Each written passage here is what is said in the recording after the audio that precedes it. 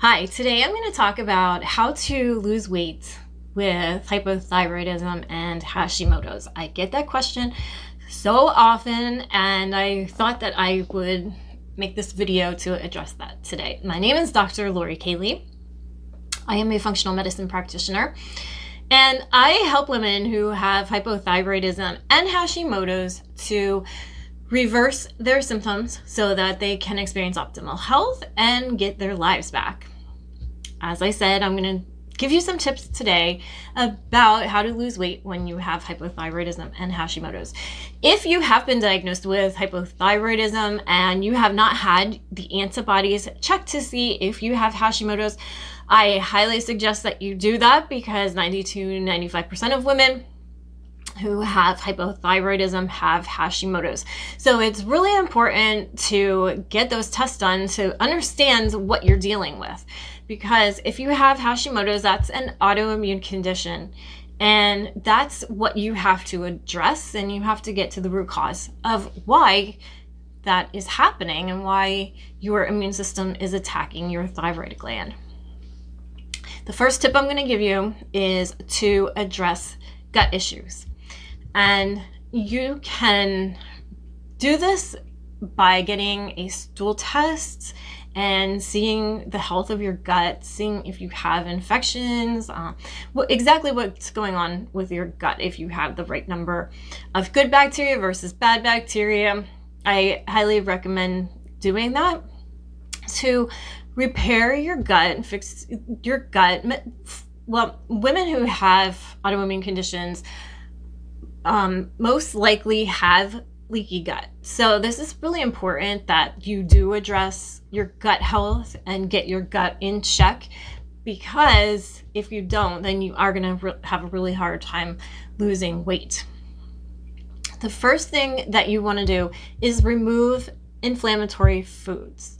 And you can eat a paleo diet or an autoimmune paleo diet, but you want to get rid of the foods that you can be reactive to. I also suggest getting a food sensitivity test or doing a elimination diet. And I have a video and blog, and I have a food journal that you can download that will help you to figure out what foods you're sensitive to and remove any infections that you may have in your gut. That's really, really important too, that you get rid of any infections.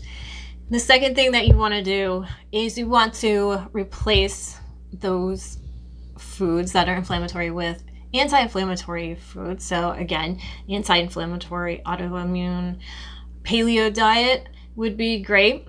And digestive enzymes will help you to digest your food and get the proper nutrients into your body. The third thing that you do is you want to re-inoculate. So things like probiotics and fermented foods.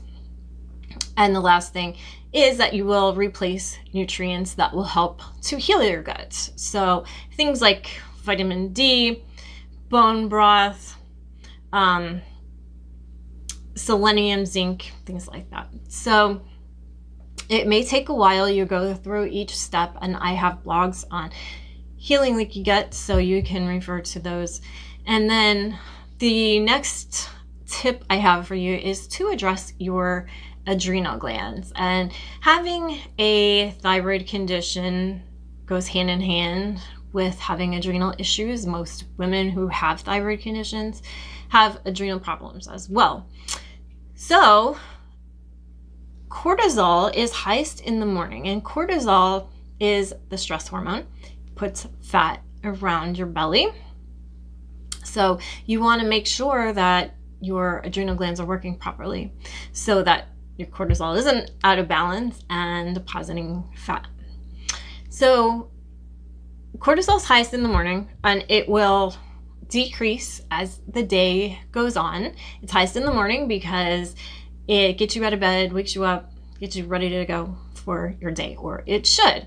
And then it will taper off, or should, as the day goes on, so that it's lowest at night, so that you can get to sleep easy. Many times these cortisol levels are way out of balance, and you need to work on getting them back in balance. So Doing an adrenal stress index test is an option so that you can address and see what's going on with your adrenal glands.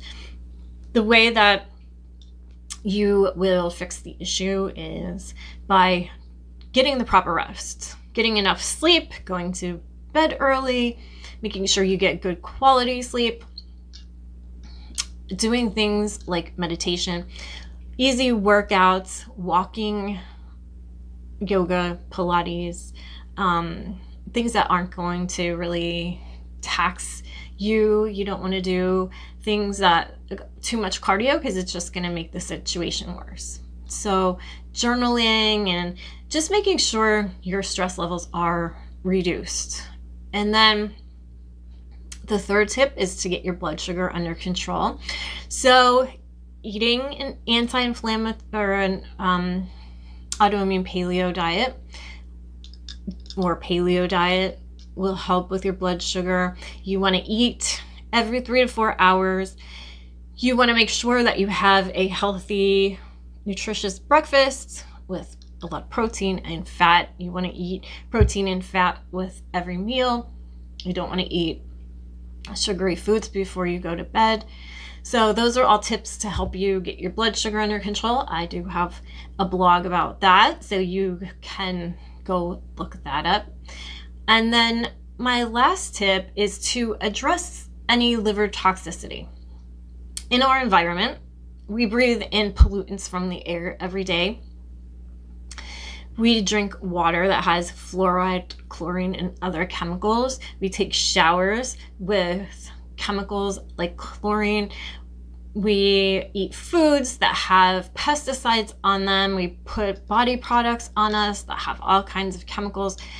And then these all get processed through the liver and make the liver less effective at doing its job. So you want to address liver issues and get rid of toxins. And you also want to have the right nutrients for your liver. So magnesium, zinc, selenium, and vitamin D are all great for your liver. And then there are many herbs that help with liver toxicity as well. So those were my tips for losing weight when you have hypothyroidism and or Hashimoto's. And I am going to put a link in the description of this video for a 5-day thyroid weight loss recovery plan.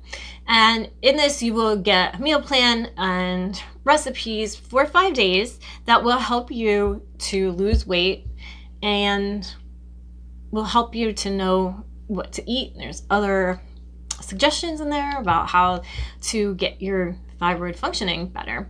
So if you have any questions, please leave them in the comments or just send me a private message. And please like and share the video. Thank you so much for watching.